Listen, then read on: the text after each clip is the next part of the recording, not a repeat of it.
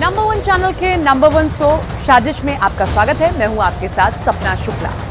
आज बात सबसे पहले इजराइल की। रिपोर्ट है कि इजराइल ने युद्ध की कई बातों को छुपाया है दुनिया से। दावा किया जा रहा है कि हमास से लड़ते हुए इजराइल के इतने ज्यादा सैनिक मर गए हैं कि सही आंकड़े तक नहीं जारी किए जा रहे हैं। रिपोर्ट तो ऐसी भी है कि इजराइल ने जितने सैनिकों के मरने की बात मानी है उससे 10 गुना ज्यादा फौजियों की मौत वहां हुई है।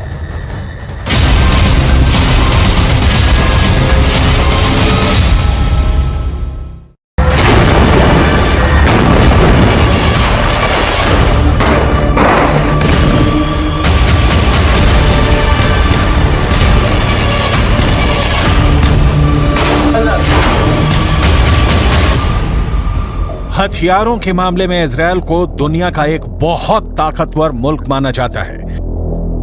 इजरायल का एरो एयर डिफेंस इतना ताकतवर है कि इजरायल दावा करता है कि अगर 2000 किलोमीटर दूर से भी कोई मिसाइल इजरायल की तरफ लॉन्च होती है तो मिसाइल लॉन्च होते ही इजरायल का एयर डिफेंस सिस्टम एक्टिव हो जाता है। जब तक इजरायल अपनी एयरफोर्स के माध्यम से गाजा पट्टी पर बमबार्डिंग करता रहा, तब तक इजरायल के सैनिकों के मारे जाने की संख्या का आंकड़ा लगभग स्थिर रहा। लेकिन जैसे ही इजरायल ने अपना ग्राउंड ऑपरेशन शुरू किया, इजरायल के सैनिकों की मौतों की संख्या लगातार बढ़ती गई। लेकिन अब जो समाचार फिलिस्तीन के अखबार छाप रहे हैं उससे ऐसा लग रहा है कि इजरायल की सेना और इजरायल की सरकार इजरायल के सैनिकों की मौत के आंकड़ों को छुपा रही है।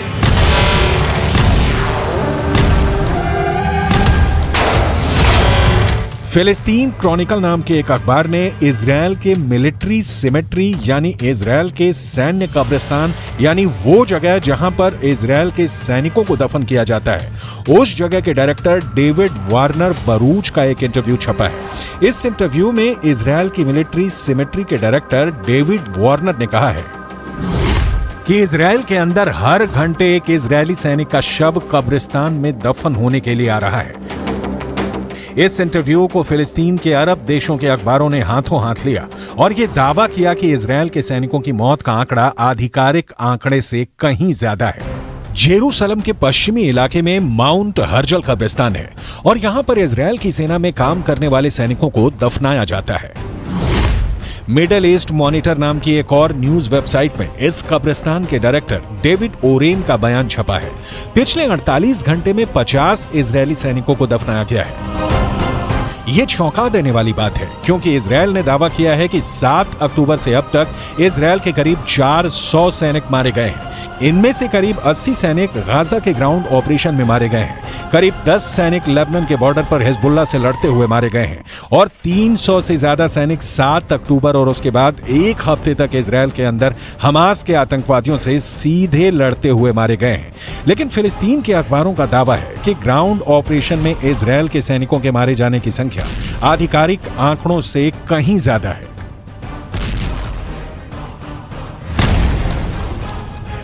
अगर इजरायल के मिलिट्री सिमेट्री यानी सैन्य कब्रिस्तान के डायरेक्टर डेविड वारेन के आंकड़ों को सही माने और इस हिसाब से अनुमान लगाएं कि हर घंटे में एक सैनिक की मौत हो रही है, तो इजरायल के ग्राउंड ऑपरेशन को लगभग 30 दिन हो चुके हैं। एक दिन में 24 घंटे होते हैं यानी 30 दिन में 720 घंटे होते हैं।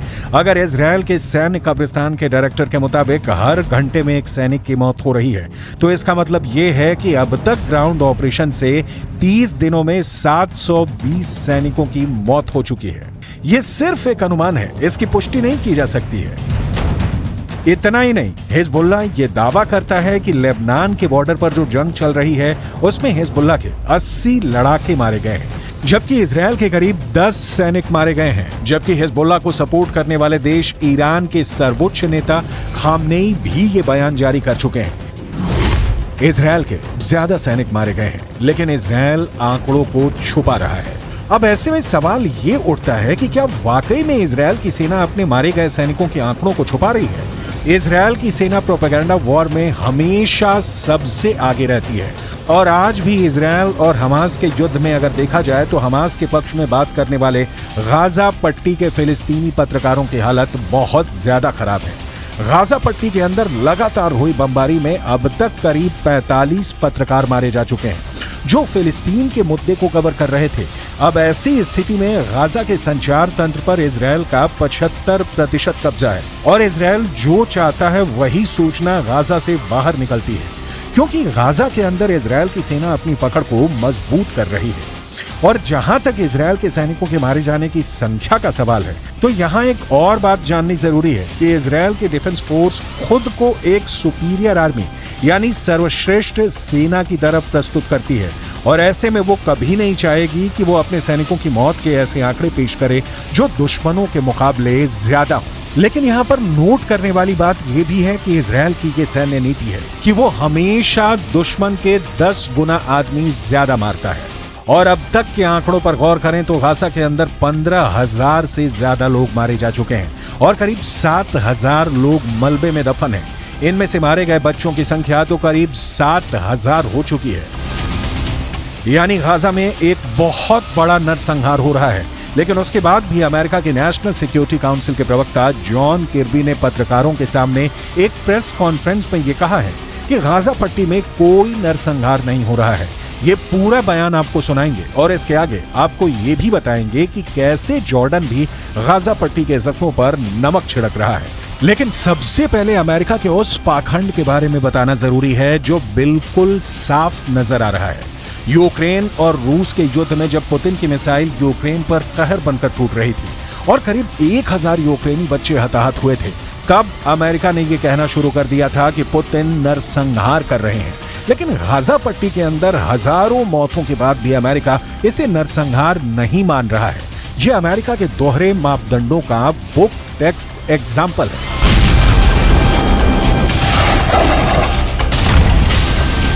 Hamas wants, make no mistake about it, is genocide. They want to wipe Israel off the map. They've said so publicly, more than one occasion. In fact, just recently. And they've said that they're not going to stop. What happened on the 7th of October is going to happen again and again and again. And what happened on the 7th of October?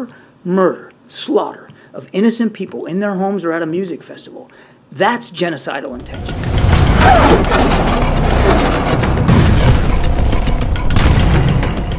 Malaysia के प्रधानमंत्री अनवर इब्राहिम ने कहा है कि Ukraine की घटनाओं को नरसंहार मानना और गाजा पट्टी की मौतों को नजरअंदाज करना वैश्विक पाखंड है।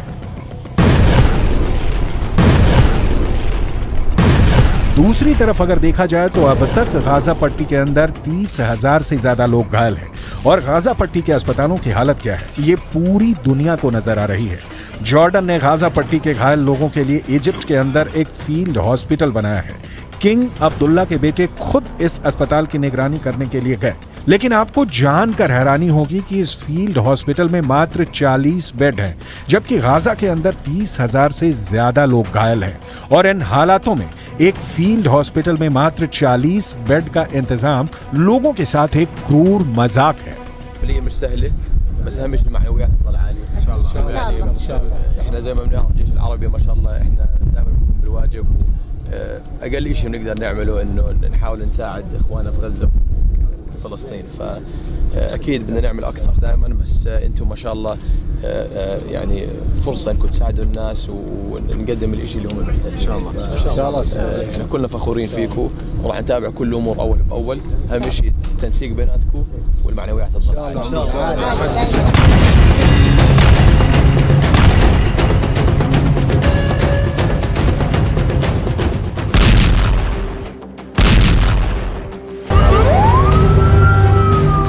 इजरायल अपनी टेक्निकल सुपेरियरिटी की वजह से अजेय है।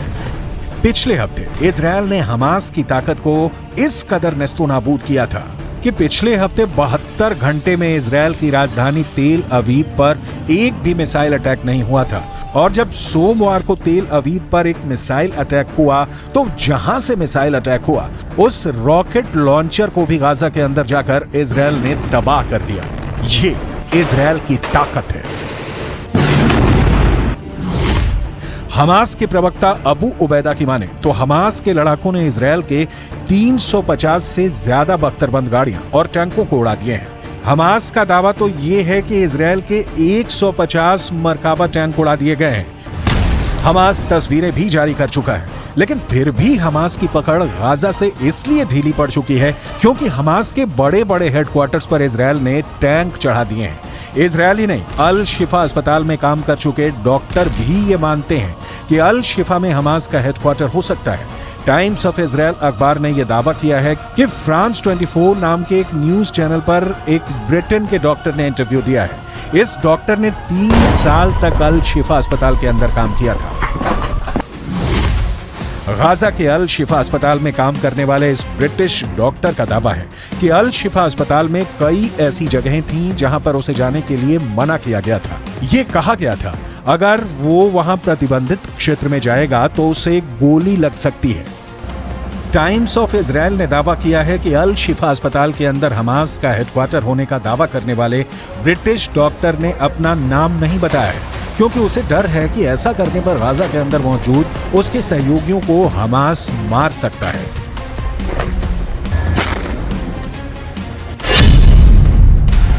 अल शिफा अस्पताल में काम करने वाले इस ब्रिटिश डॉक्टर ने आगे कहा कि सावधान किए जाने की वजह से मैं गाजा के अल शिफा अस्पताल के प्रतिबंधित क्षेत्रों से दूर रहा, लेकिन मैंने कुछ संदिग्ध से नजर आने वाले ऐसे लोगों को अस्पताल में हर समय अंदर और बाहर जाते देखा था जो चिकित्सा कर्मी नहीं थे। ये लोग अस्पताल के बेसमेंट के अंदर जाते थे।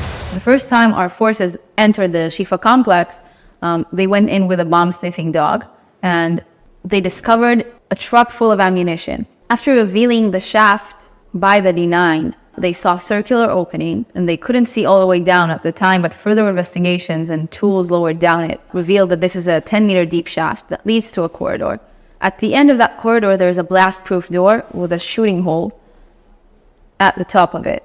And our forces, after making sure that all defense mechanisms are dismantled, have opened that door that leads to another door that goes deeper into the complex. The understanding that this tunnel goes under the hospital. Israel defence force ने इस British doctor के interview को आधार बनाते हुए एक बार फिर कहा है कि इस इंटरव्यू से साबित होता है कि अल शिफा अस्पताल का इस्तेमाल हमास के आतंकवादियों के द्वारा हेडक्वार्टर की तरह किया जा रहा था।